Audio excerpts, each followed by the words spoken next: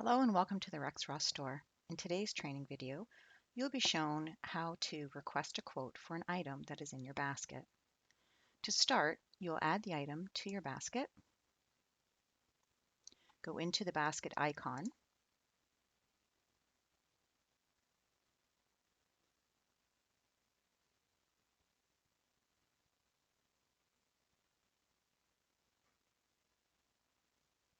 and in the basket, what you will see is the option to request for quote.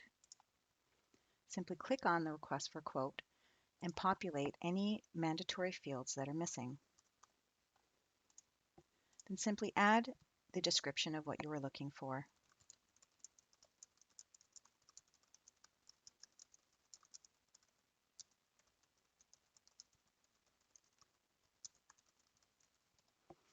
Hit submit.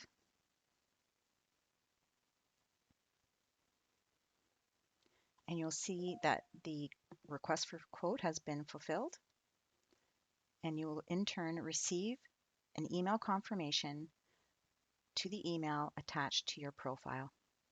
Thank you for using the Rexroth Store.